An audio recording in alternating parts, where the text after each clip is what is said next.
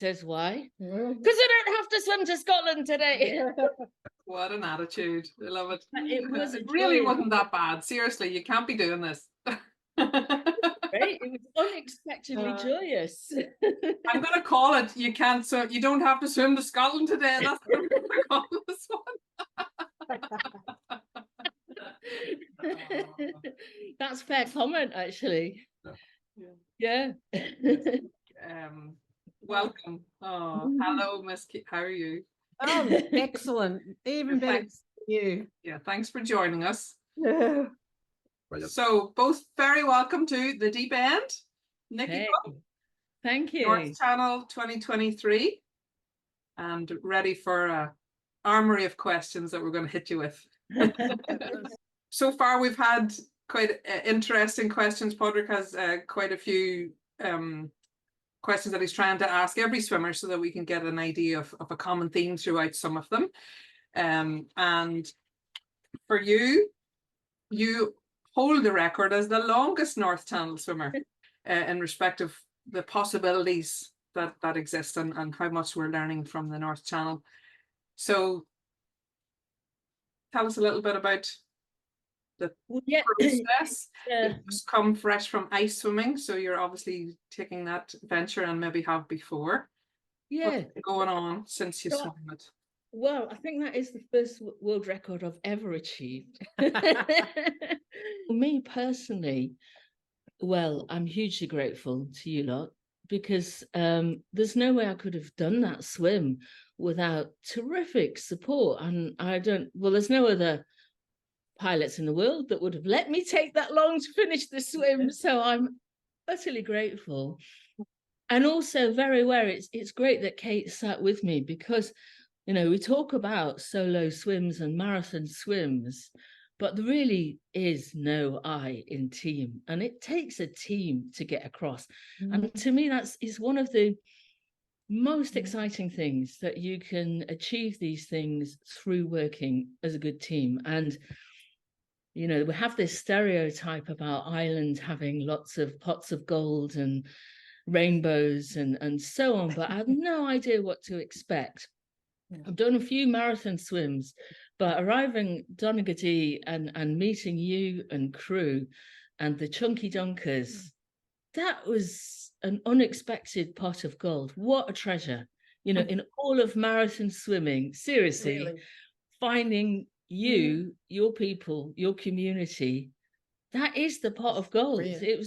It was. We both haven't finished with Donaghadee and with Infinity, because it was just joyous in a way that we hadn't expected. So thank you. So going back to where you first thought about the North Channel as an opportunity, how long ago was that in your visual plan? Years ago. And I think it's important in life that we embrace challenges and also that we permit those challenges to change. At one stage, I had in mind the Ocean 7. And I think that's actually changed now. I want a collection of Triple Crowns instead. Because there's something quite wonderful about swimming around the British Isles. So I'd initially applied years ago and I was going to swim in the year of COVID. And to be honest, I just didn't feel that during those COVID times, I had got enough relevant experience under my belt. And I was also, that's when I started coaching the Beach Hall kids for their English Channel. And there is that balance. If you're a coach and a swimmer, you know, there's times that, you know, the team that you're coaching wins. Oftentimes, I think that you've got to put them ahead of you. Not always. Just this very day, I couldn't join my kids because their swimming pool was 12 degrees. I had to go and find some less warm water so I could get my qualifier done. But it's always that balance. And in 2021, I realized I'd just got it wrong. I hadn't given myself enough time to train. I hadn't given the North Channel enough respect. And maybe I hadn't found the right pilot. So I remember phoning Jacqueline, and we had a really good chat. And you really you listened to my concerns about being not as fast as I'd like to be, very slow. And you were great, because you just said, well, if you're not going to get across in 2 tides, you're a 3 tide swimmer. And that was just like, so, oh my goodness, there's a door that's closed, but there's a gatekeeper who can help me open that door. And that's part of the team, isn't it? You need to know where you're going and who are the gatekeepers. And there may be someone you've not met before. Someone can show you a way. You might think it's not possible, but it can be if you find the right gatekeeper. So Jacqueline, thank you for your encouragement. Could I give some background? Nikki did her channel in 2019. English channel. The English channel. And then she went and did Catalina. And then she thought, oh, maybe I can swim. I mean, this is a woman, as a young woman, that was told she was no good for the swimming team.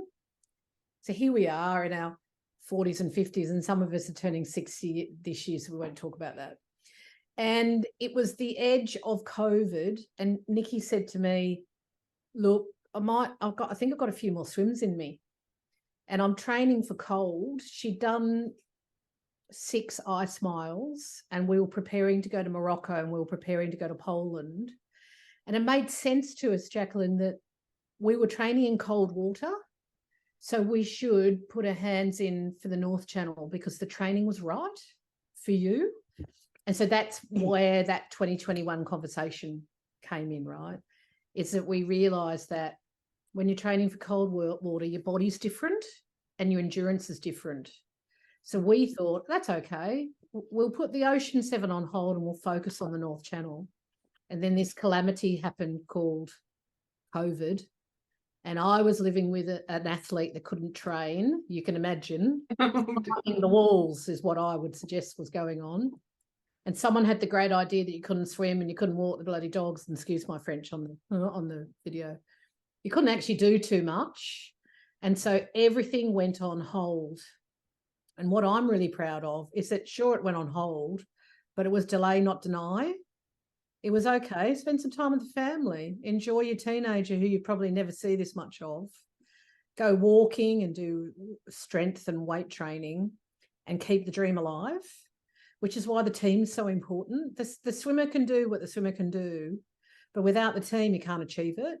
And everyone stayed close and everyone stayed focused so that when we made the phone call and we introduced ourselves to you, it was still available to us, because we got in before the rush of everybody trying to make up for COVID. And here we are, you know, Nikki's done 20 bridges as well. And all of a sudden she realised she could do it. You know, this is the real issue, isn't it? Is you've got to believe you can do it before you start, before you even get wet. You've got to believe you can do it. In your heart and in your head, huh? Nikki, so swimming in the colder waters, obviously as the temperatures increased, you started to increase your distance, and certainly a limit to what you could swim in 5 degrees or below it. Talk to us about the level of distance or the build in the run up to the North Channel, because it would have been then your longest swim. Yeah, you had a channel window for September, so I'm going to run into what actually happened then. But your goal was September, so you'd set a plan. You were progressing towards it. And just briefly on a little bit of what the North Channel meant to me. The English Channel was a dream since watching it on Blue Peter, but the lurking truth is there's something immensely scary about the North Channel. Somehow the English Channel is iconic, it's got the headlines, but I think in the swim community there's something deep and dark and mystical about the North Channel, and it was something that I really I so much wanted to do. So I found, for me, I knew that in any event, English Channel, North Channel, my swim would not be super fast. So although the Channel Swimming Association recommends you don't swim between 10 to 12, I knew that for me, that wasn't good guidance. So for someone less fast like me, embracing ice was a really good way of physically getting my body prepared. So ironically, I was in quite a good position in 2020 and 2021. I tested the theory of adaptation by hanging out a month in Southeast Asia before the swim last year, and I can absolutely say that spending a month in Cambodia, Thailand, and Laos is really bad acclimatization for the North. But really Channel. good, but really bad. Yeah. And I really, really recommend that no one follows my pathway to the North Channel, because from someone who's accomplished, 6 ice miles, so I've got my biotherm fat, I'm reasonably good at less warm water, freezing. Well, having swum in 30 degrees, going to even 16.5, I was getting ice cream headaches. So then it's very exciting, the information that's around us, because I could Google some protocols. And one of the protocols I found was exposure of 3 minutes to less warm, and then coming out of the water, repeating that 6 times. So only cold water for 38 minutes, that's the total time, but because your body never actually fully warms. So I managed to find an endless pool, turn the temperature down, and in 3 days, this is not recommended to anyone, in 3 days I got from ice cream headaches at 16.5 degrees to being able to do 3 hours at 12 degrees. But hadn't Jacqueline called you and panicked the hell out of you? Isn't that why? Well, no, Jacqueline saved me. Jacqueline saved me. The truth of it is, we dropped. Not my intention to instill panic in anyone. She needed it. No. Seriously, it was a gift from the gods, because I wasn't being arrogant about the North Channel, and I'd budgeted on having the whole of September to adapt. What actually happened is I was really struggling to stop my eyes from leaking, because I dropped Ben off at boarding school, and it was a really tough decision for all of us, but it was the right school for him.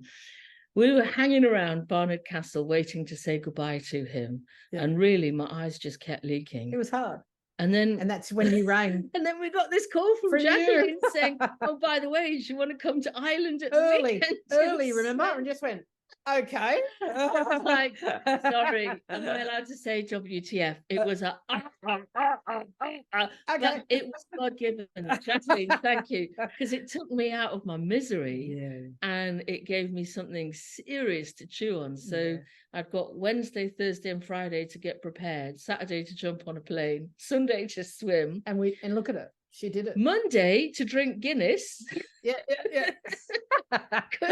It was perfect, actually, because if you're distracted, you can't get it wrong. In all the years of channel swimming, I've never had such a perfect, there's no scope for messing here, go hard or go home. So went hard.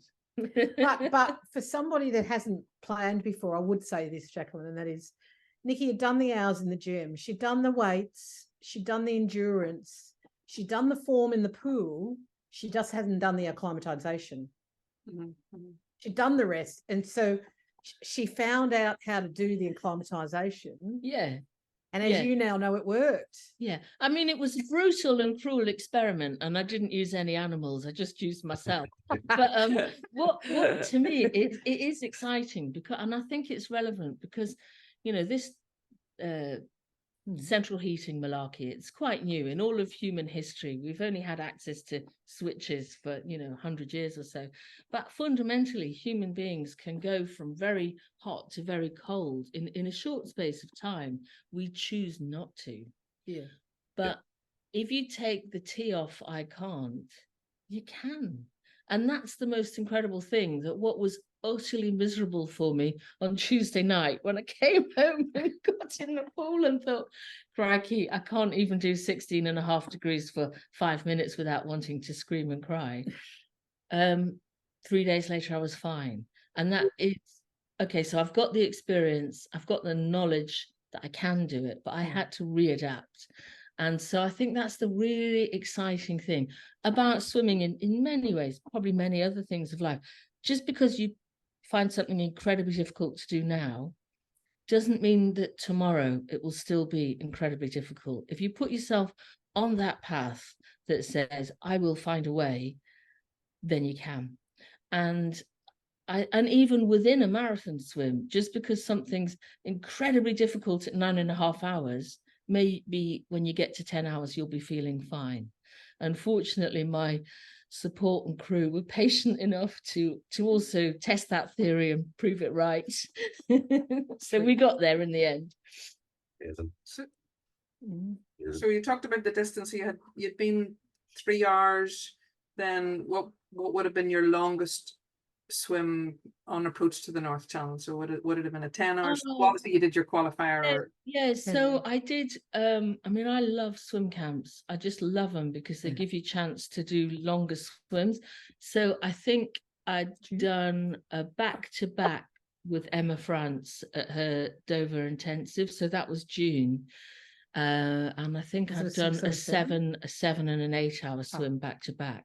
So I'd got those found. So look, I don't want to seem too chaotic in my approach to the North Channel. I had got the foundations there. Yeah. I'd just messed it up by spending a month in Asia.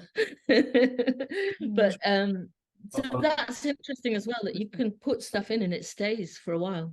Sorry, I cut across. No, you're grand. So typically, you know, I see this interview as one of the most important of this series, because you're a lady that, yes, took X amount of time to swim across the North Channel, but you're going to inspire so many people to take up the mantle of attempting the North Channel that it's going to be unbelievable.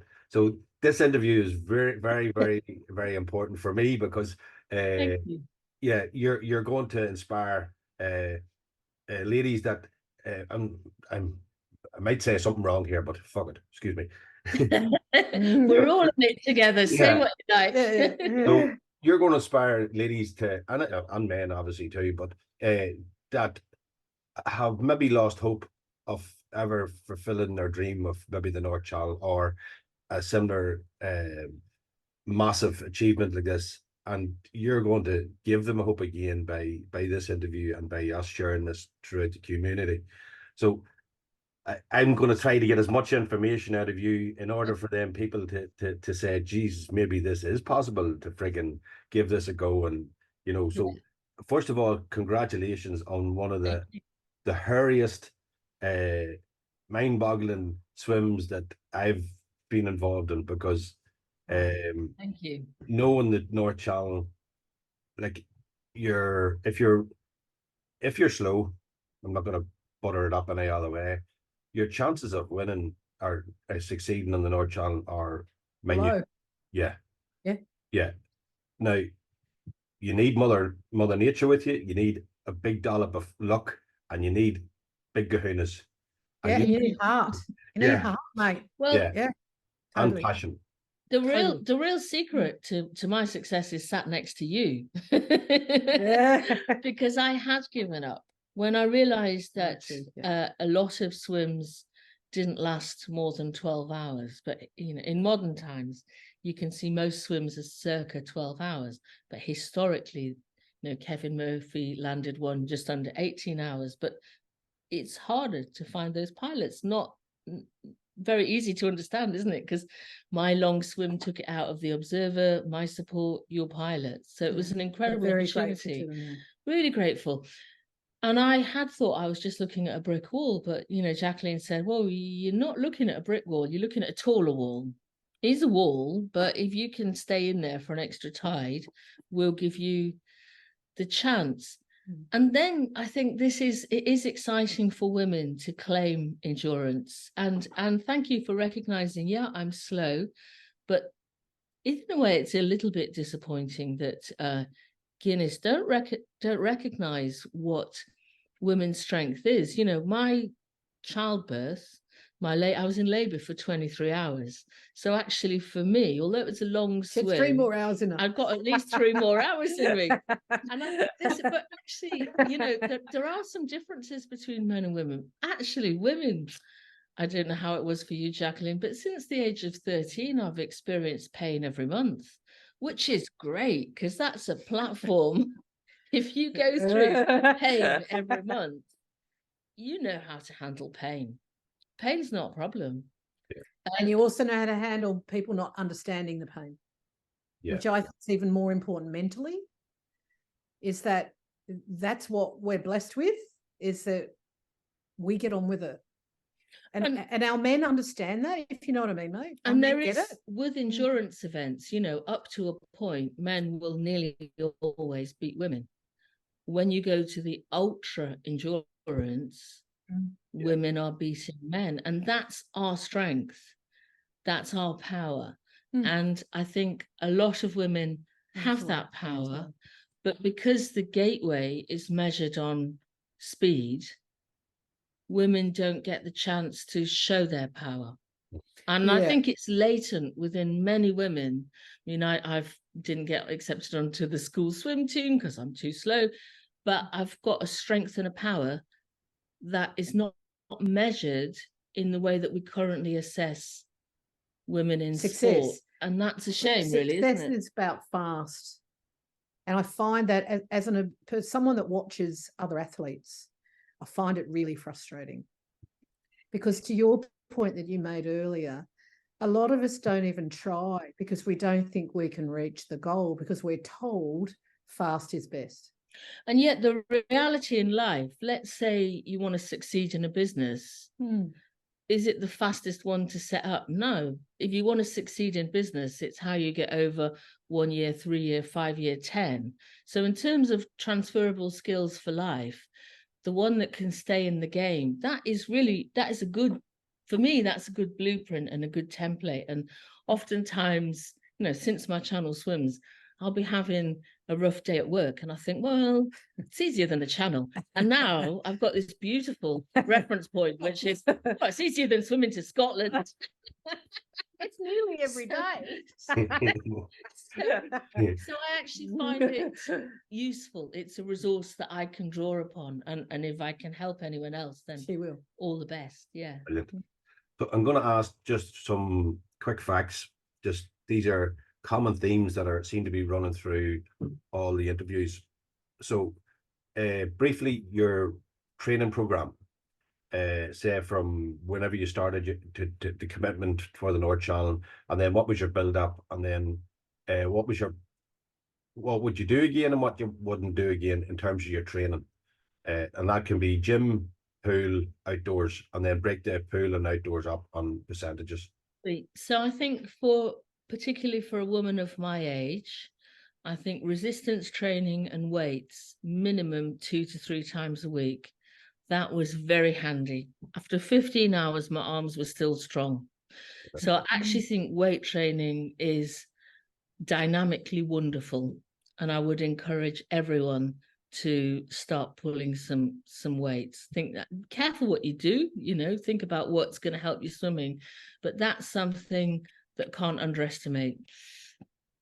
So I find it difficult to find a pool where I can swim at a reasonable pace. And so I joined the local tri club so I could swim with them. And that was good. I found it helpful to have at least 4 swims a week where I was swimming with other people. Just that kind of community thing was good. And also I didn't have to think about swimming fast. I just had to do what I was told. So that was quite easy, you know, just to follow those instructions. I think it's quite nice to blend when you're swimming by yourself and when you're swimming with other people. I absolutely endorse a swim camp before every swim. So when I went on Emma Francis Dover Intensive in June, that was the week after I'd taken the Beach Hall kids for their swim camp. So you're putting it all out for other people. It's great. It's wonderful. It's transformational, but you are tired. You know, you're running your own batteries down. So fortunately, Kate let me kind of dodge the family business and dodge being a mum for a week. And I stayed. Kate. She's the secret, really. But having a swim camp is just so good. So closing out the world and having that week to say, this is about me and I'm planning my steps. And so within that week, there were the 2 hours, 6 hours, 7 hour, 8 hour swims. And one of them was a back-to-back. And I think once you've got that base, once you've got that foundation, then you're in a good position. For me, I love 6 hour swims. That's not true. I hate them. But I tell the world I love them because they're really good blocks of Lego. Yeah. If you've got a 6 hour swim and you know how to chunk through a 6-hour swim, then most swims are only multiples of 2 or 3 of those. Yeah. Right. So you say this was a long swim. It was just 3 and a bit blocks of Lego. Yeah. If you've got that foundation, for me, that's the thing that I would say, own a 6-hour swim. If you can own a 6-hour swim, that's great. You can build lots of things with those blocks. Could I add something to that? Yeah. I'm going to take the laptop somewhere and bring you back, okay? Yeah. Perfect. The other thing Nikki's really good at is a plan. I don't know if you can see a what. Can you see a plan? Yes. Yeah. So the other thing we've realized is if you can't see it, it doesn't exist. So we look at it every day over breakfast. See that plan? Yeah, it's color coded. It's got how many dates till her next swim on it. And it actually says, sorry, if it's not clear, try club. So the whole family knows the plan. Yeah. Everybody that walks in the door knows the plan. If someone's still here at 11 o'clock, they go, oh shit, sorry, you're meant to be at the gym. Yeah, I know. I like and all jokes aside, I'll take you back now. All jokes aside, if it goes on the friggin' board, it gets done. Yeah. Yeah. It gets done. So I know that sounded silly, but I think it's part of the magic is that you create a plan, you commit to it, you visualize it. Everybody that walks in knows that the family's on a plan. So the next thing I wanted to say is there is no such thing as a solo swim. Yeah. So part of the training program is at Christmas time every year, we ask Mum, what are we training for this year? And listen to the words. What are we training for this year? Yeah. Because everybody's got to get up early. Everyone's got to we have a rule in our family. We have a meal a day with Mum. Which one is it? Yeah. Everybody's in on it. Everyone agrees to it, which is why Nikki's so generous. And then once a year we have a family holiday that the family chooses. Perhaps we shouldn't have chosen somewhere as hot as Asia. But you get my point? Yeah. We Thanks. tested it. I think you should always have fun with a serious intent. We tried that and it really doesn't work. Yeah. God love us. So thank you. So what in terms of number, what distance would you have achieved in an average week in water? Roughly. Yeah, probably. I don't know. Probably 4 times. Let's say 15.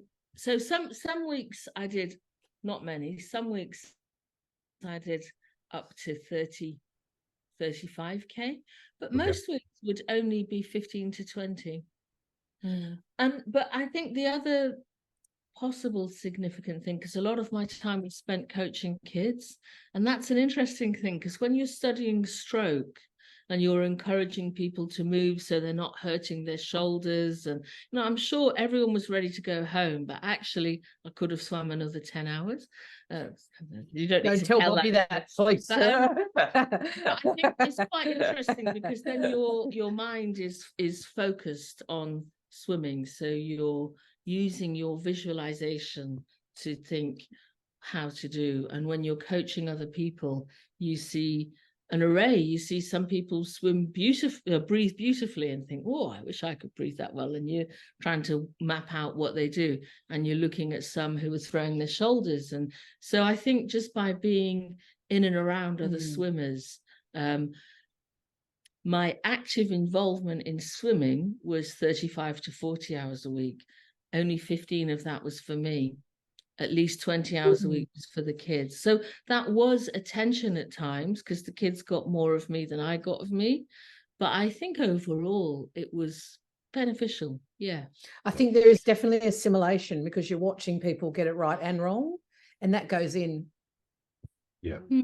So just we're going to pop on to your nutrition, your feeding on your day. So what worked for you? What didn't work for you? What were you feeding on? And was it hot or was it cold? Yeah. Well, from what I can remember, Kate will correct me. It's really interesting because I think I did 2 hours and then You did. the instruction at the beginning, but I think you changed I it. changed it. Yeah. I was going to feed every hour, and I find it easier. I get slightly discombobulated as well. if I feed more than every hour, because I'm tracking my progress by the sun. So if my crew bring the feeds forwards, I think I'm going bonkers. I use Tailwind, which once I've stopped giggling at the name, because I've got a very juvenile sense of humor, Tailwind, it worked very nicely for me, and it's supposed to be all the food that you need. However, on such a long swim, I think psychologically I felt that I needed to eat something. And the only thing that really works for me is small slices of bananas. I think someone treated me to a Jaffa cake at one point, and I was a bit like, it didn't work. Too dry. So for me, simple, Tailwind and bananas. One moment, please, caller. What she doesn't know is there's two types of Tailwind. One's caffeine and one's caffeine free. So what I did is when I would look at her when I was feeding her, and I would work out what her energy was like at the time, because you don't have, you have 90 seconds or she's fed too long, right? And I would change the caffeine, which one, I didn't want her like spaced out on caffeine. So I was changing that, but I held 2 caffeine back to the end to give her something. So it was every other hour caffeine until the end, and the last 2 were caffeine. Okay. Hot or cold? Hot. Brilliant. Tailwind. Did you use any medication, such as painkillers or antihistamines or anything like that would help others from? And that's a great question. Thank you. She'd been on antihistamine for a week before, as soon as we got the phone call, so nearly a week. Okay. So it was already in her system, and she just had plain, what's it called now? There was a painkiller that I added every other swim, not every other feed, sorry, not every feed. Because I don't want my swimmer spaced out. I want my swimmer to be able to swim. No. And it was, I can't remember which one it was. Sorry, it was in a powder form. It's on the service notes, but yes. So was that just to prevent pain coming in, like shoulder pain or whatever, or was that? Jellies. It was to stop jelly pain. Okay. Sting. Okay. Yeah, so that was the back, and that's why you needed it. It wasn't that you had a recurrent shoulder injury or something like that you knew. No, Nikki's stroke. She changed her stroke years ago so that she doesn't have any shoulder pain at all. Okay, perfect. So,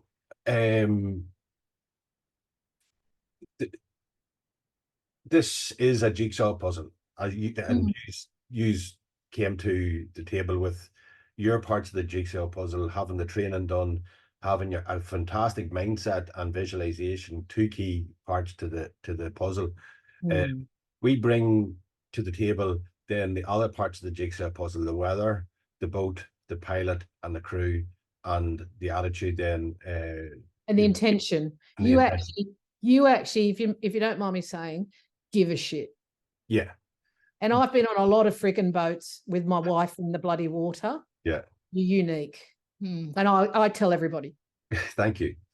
And this company was growing out of the experience that I had on the English Channel, and I knew that it could be done far better with a bit more passion and a bit more love and a bit Thank more. you for saying it. I really appreciate that. So Bobby was actually key for us to have as your pilot. And possibly even the boat, I'm not sure. What we do is we put everyone in on the table, all the swimmers that we have for that particular day, and then we match through Jacqueline's interrogation or conversations with everyone. And then she brings that to the table. This is what this swimmer needs, this is what this crew needs, this is what this needs, and this person doesn't get out of the water easy, maybe only one leg or whatever it may be. And then we worked and put all those pieces of jigsaw together. So having Bobby as part of your team was key. Bobby is into minute detail in terms of tides, in terms of current, in terms of getting the best out of the swimmer, getting the best out of the boat, getting the best out of what is happening in the water there and then.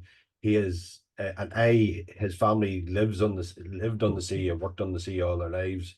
So he can read the water without even thinking about it and read that information back into what happens with the boat. So it was fantastic that Bobby was there. He also has an amazing amount of patience and he's a top bloke. yeah, He's a top bloke. yeah. So that's what I'm just trying to say, that there's loads of wee parts of the jigsaw puzzle that everyone needs to bring to the table in order to make the picture full. You were very lucky. We were. So yeah, like three tides. The Scottish side is the most complicated side for us. It doesn't do what it says in the tin, yeah, no matter what, and that's where you need the experience of a particular pilot to weave your way through it. So after sort of the 12 hours, so we do work it on tides. So 1 tide, 2 tides, 3 tides. No one's ever going to get it in 1 tide. 2 tides, you're into 3 tides and possibly 4. she's strong. If you went off in another direction, she'd follow you. She bloody would, you know. She bloody would. Yeah. It's beautiful. Tell us, where did it start kicking in for you, or did it kick in for you in terms of the struggle or the mental pain? Or No, I'm quite a simple soul. I can only ever swim 1 hour at a time. Yeah. So Perfect. that's what I did. Perfect. She swims from feed to feed. That's Really? true. And do you know, sometimes that is key to swimmers. Swimmers overthink things and I think you're right. read into things too much, and from 1 hour, from 1 feed to the next, or from a half an hour, whatever the guys would be feeding, is it's a brilliant tool to have in your kit if you can not think. If you That's ask me to swim 44 kilometers, I'd tell you where to stick it. Yeah. But if you say there's a nice feed in an hour, I'll go, oh, all right. Let me get there to have a look at. It's true. And really, as my observation is that she was fine, and the shake our heads going, she just looks the bloody same.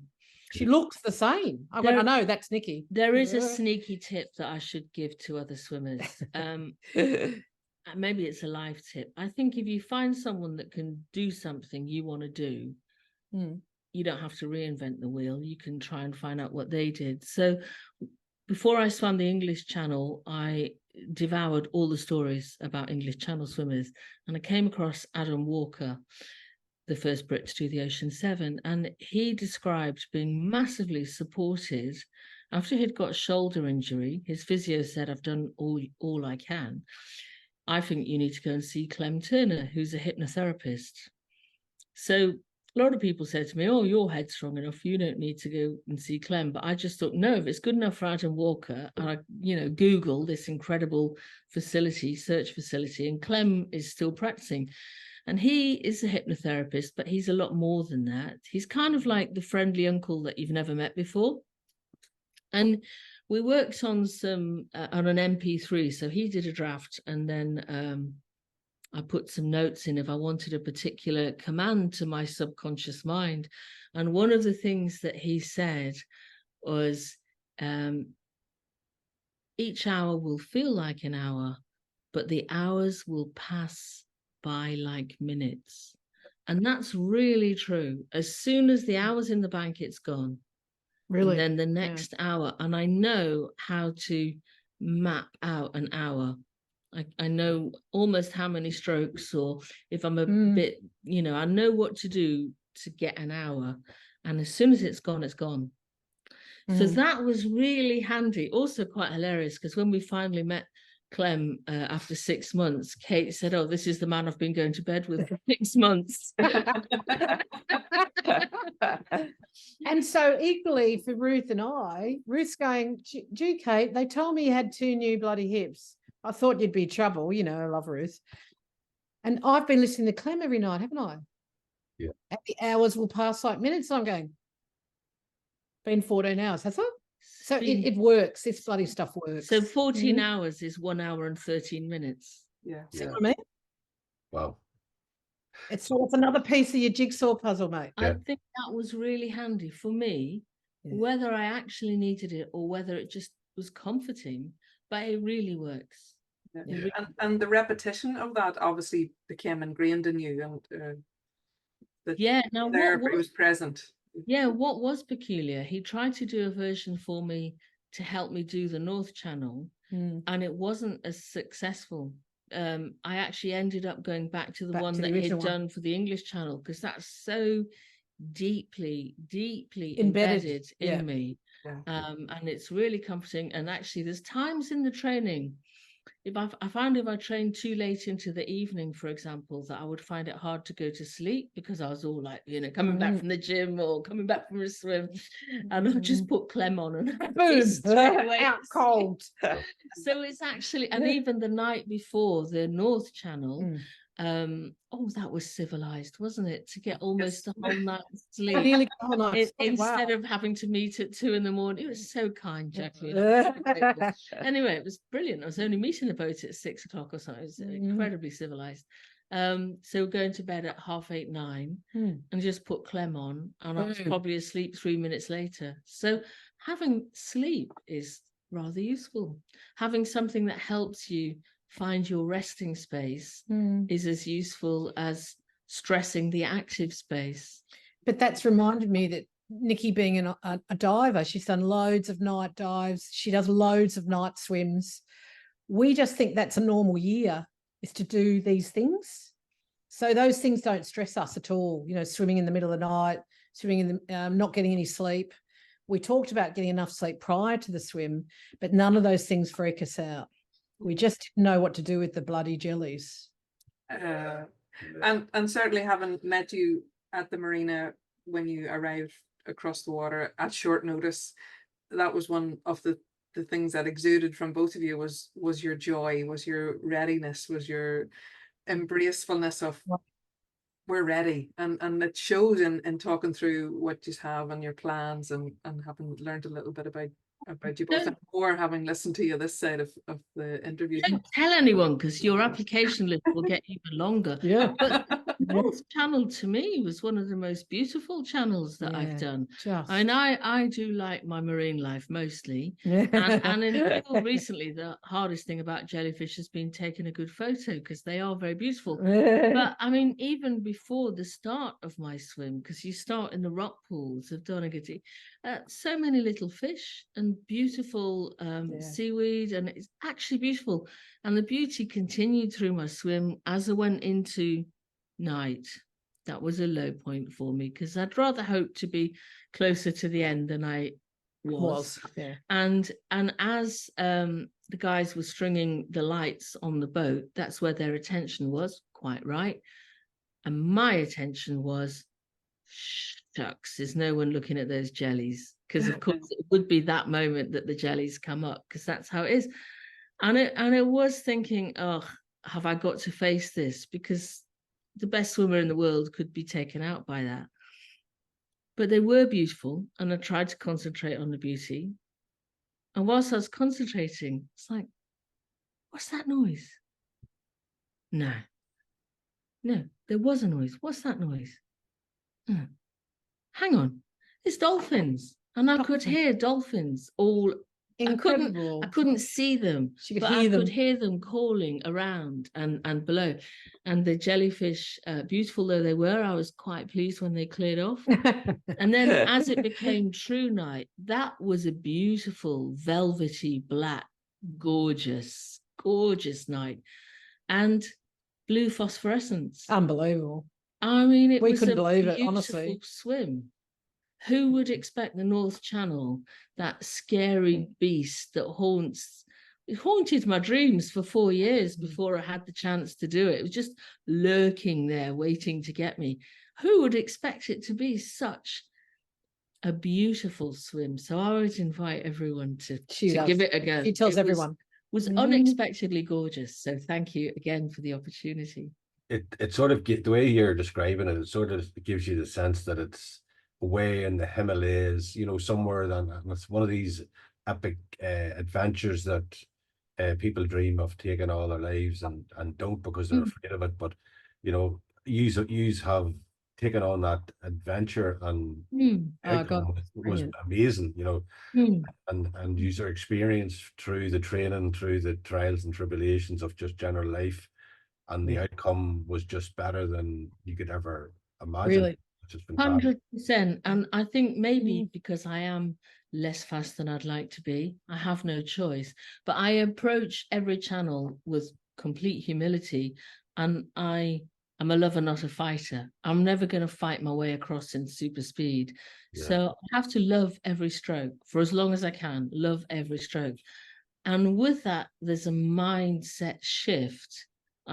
I believe many people could go a lot further if they just made that simple decision. And that was actually advice from Beth French to me before my English channel. You know, there's many people in the world who will never even get the opportunity you've got.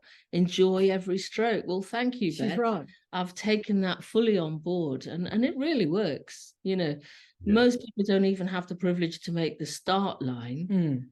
If you do 10 strokes, you've done 10 strokes more than most of the world will ever get. So really enjoy those 10 strokes. And then maybe you can do 10 more. Yeah. Fantastic. So for me, the question is, you know, after that 16-hour mark, how are you still going? How had you still the strength to keep up the speed? Because obviously our guys will pull a swim if someone isn't making good progress, and that can happen any part of the swim, you know, from the start to the end. But you were obviously making good enough progress to continue, and for our guys to have enough faith that you were in a safe situation. So how did you have that strength to keep going for that length of time? So 16 hours, you say? So yeah, I'd say 1 hour and 15 minutes. class. And then, but then what I did feel was in the last 2 hours of the swim, I could feel the tide was beginning to get a bit lumpy. And then that was hairy. And we have a friend who's just a beautiful swimmer, very talented swimmer. And he was pulled from the English Channel 150 meters before he finished. Unconscious. Sharing that with the pilot, who said, "Oh, that's nothing, Nick. I've pulled someone 40 meters from the finish." So I do bear in mind Frida Streeter, arse up, head down, don't stop till your tits hit the sand. So that was the only point. Those last 2 hours when I could feel the sea against me, I'm like, you've not done it till you've done it. You've not done it till you've done it. So keep going, because you haven't. You know, the best swimmers in the world, something can happen. So I've not done till it's done. But whilst you can swim one stroke, swim one stroke. So 16 hours, I never got there. I was only, 1 hour and 15 minutes. I didn't get to 20 hours, but I'm not arrogant about the fact that I know the conditions at the end were tricky, and the crew got me through that. And without massively experienced, determined, tenacious people around me. And Ruth's pretty good at directing things when she wants to. As an observer, it's incredible, because obviously she's there to check for everyone that the rules are maintained, but I felt she was on my team as well, which is like, you don't often get that vibe from an observer. So that was they're totally part of our family. The observers that are on board are just the crew. You know, they're not afraid to rub someone's back or make a hot drink or help you out. It's wonderful. We're some situations you feel they're just there to mark you down, but I never felt that about any part of your swim family. So thank you. So we're watching the tracker because we're not on the water. Pádraig had Stephen Junk, who just had finished his Ocean 7, arriving in Port Patrick, and we're keeping watch, and the service is poor once you get to those sort of inner shores of Scotland. So you were tracking south, and then the tide turned, and then we were like, okay, the tide's moving, and Barry was sort of messaging back and forth. Thanks for keeping watch. Yes, we're going good. No, we're keeping going. We're still going. We're still going. And I'm like, 18 hours, 19 hours, and then, nearly there. We can see the lights of the shoreline. And I suppose, as you mentioned, the bioluminescence, the Scottish shoreline is pretty unspoiled and very much in that dark of night. So to see the shoreline or any lights at all is a blessing. And are you familiar now that you're closer to shore, or has that been communicated with you that you've got, you know, you're almost there, or how did the team communicate that with you? I think that's a point that I'm very, very careful, because I know with the English Channel, a common point of failure is the coastline. So I have a good friend that passed the 3-mile marker buoy at 12.5 hours into her swim, and then again at 15.5 hours. So I think just because you can see the lights doesn't mean you're getting close. And at nighttime, it's difficult to get perspective, because I'd seen lights for a few hours, and that's when I really, really try and focus on 1 hour at a time. Yeah. Because I don't know what the answer is other than one and Well, one, keep swimming, keep swimming. The crew were really wonderful. They had this very strong light, and they were bouncing the light to the cliffs and then back in front of Nikki, because we had the idea that if she realised where she was, if she had any hesitation, it would be easy for her to focus. So I figured if you've been stung that much, then maybe you're a bit hazy as well. So maybe you just needed some help with knowing where you were. So that was a decision we made. The 4 of us on the boat made that decision for Nikki, right or wrong. And I don't know that I'd make a similar decision with light. Lights are very difficult with a swimmer. You don't want to give them a migraine or something. So it's a really tough call, that call. Or attract anything that you don't need to be attracted. All of the above. You know what I mean? But we decided that we were so close, and you certainly don't half deliver a child, do you? You know, you actually let the labour finish. So we're going, bloody hell, the head's out and the shoulders aren't. We're nearly there, right? We're nearly bloody there. But she needs to know how close she is. And we were looking at the sheet, and we'd realised that she hadn't dropped a bloody stroke rate once. So she's going to make it, because she's not, even though we were tired of it, let's be honest, we weren't swimming, but we were tired. We just said, look, she hasn't dropped a freaking stroke. She's going to make it if she knows where she's swimming to.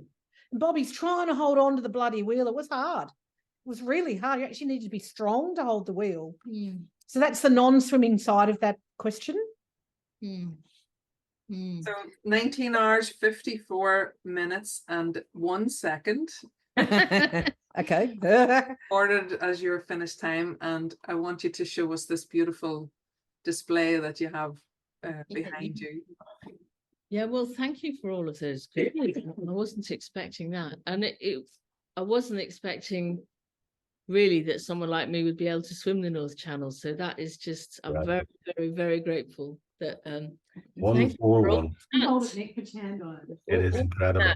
All of that there. I love the medal in the certificate. Forever 141, Nikki. Huh? Yeah. No, it was really, and yeah, you facilitated that, and we've fallen in love with Ireland. We had no idea how wonderful you and crew are, and I think we might be back for some more Irish swims, but and that's why we came to the awards to say thank you. I know, to the whole community. Really appreciate that. Yeah, it was a good fight. I must say, you know, that was maybe 2 a.m. in the morning. You finished.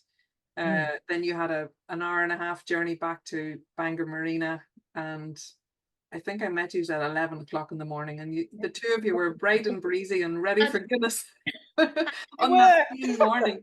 Well, I woke up at my normal waking time. Yeah. Thought, oh, the Dunkers will be down there, so I went for a swim. Yeah.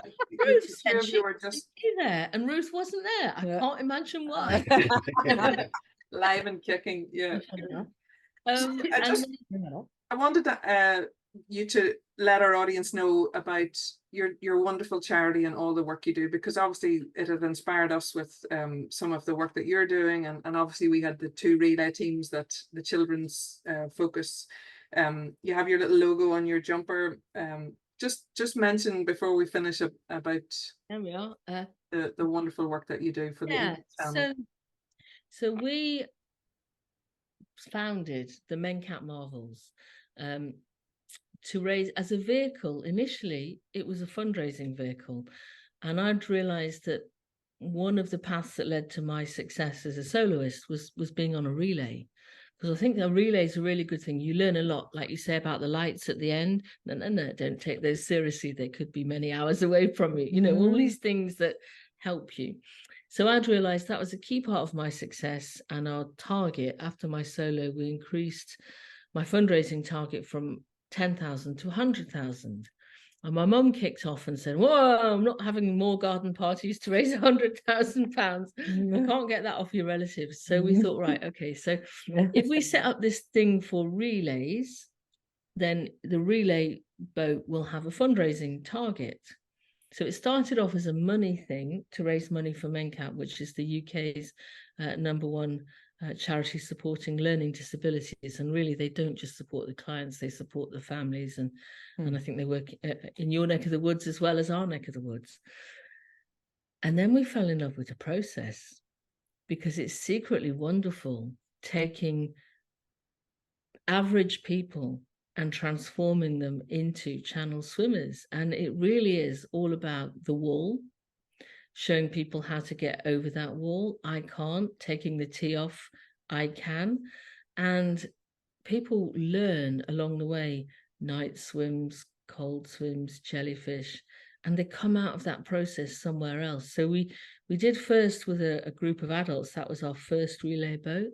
But now we've taken 6 boats of kids, and a lot of those kids are autistic, dyslexic, ADHD.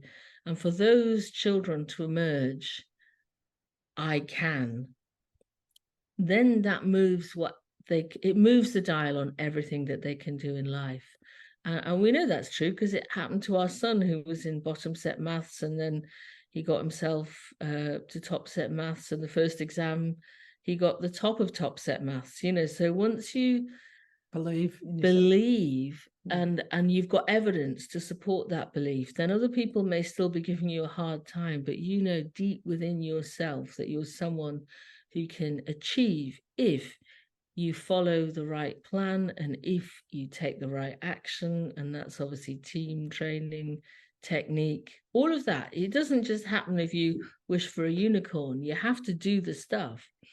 But if you chunk it down, so much more. We can do so much more than we routinely allow ourselves to do. And so that's the excitement for me and the swimmers that I work with. And we now work with kids and adults, and it's been transformational in the lives of the adult swimmers too. This time last year, someone dropped out of the team because they'd lost their job and felt they couldn't commit, and we were like, well, go easy on the next installment of payment. We'll see where we are after Easter, but I think it will be good for your head to keep on swimming. They got through that process. They landed a super a level up job, and they're supporting us as we go forward. So it's become much more than just the money. It's become actually much more than the swimming.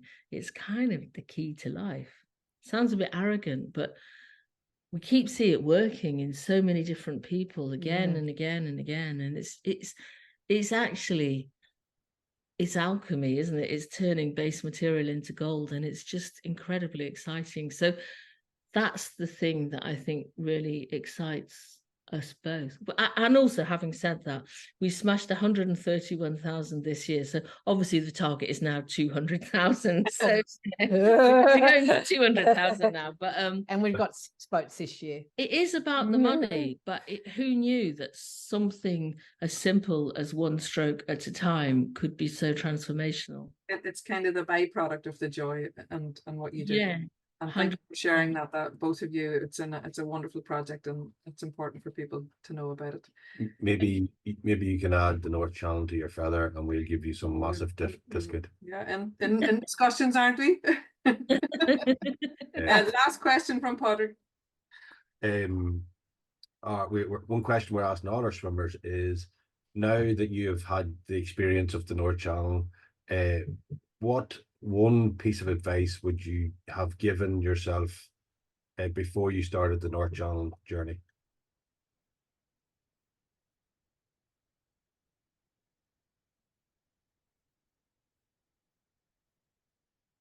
The one that came straight away was obviously don't acclimatize in You know, Southeast Asia, but I exactly. think we've done that. The one that really is there, deep heart, never give up. Never give up. I thought my dreams were over until I had that chat with Jacqueline. You restored confidence, hope. It was incredible. Yeah. And then when I accepted those dates, I took dates on the cusp of October and thought, I can't swim these dates. But somehow when you're in it, there's a pact with the universe. You know, you gave me the opportunity, the weather gave me the opportunity, Bobby steered the the course. crew, Ruth, Kate, and it all came together. So where there's a will, there's a way. Don't know. Don't give up. Yeah, fantastic, ladies. Thank you so much for your time this evening. It'll ignite someone's journey somewhere along the line and inspire the next generation. Yeah, I think. Brilliant. Thank you for the opportunity to talk about swimming. Yeah. Nikki and Kate, thank you so much. Kate, thanks for joining us. I really Pleasure. appreciate it. It immersed the crew as much as Nikki in the success of what's happening. And we'll catch up with you soon. Yeah, look forward to it. Thank you. Thank All you. right, guys. See you later. Fantastic. Bye.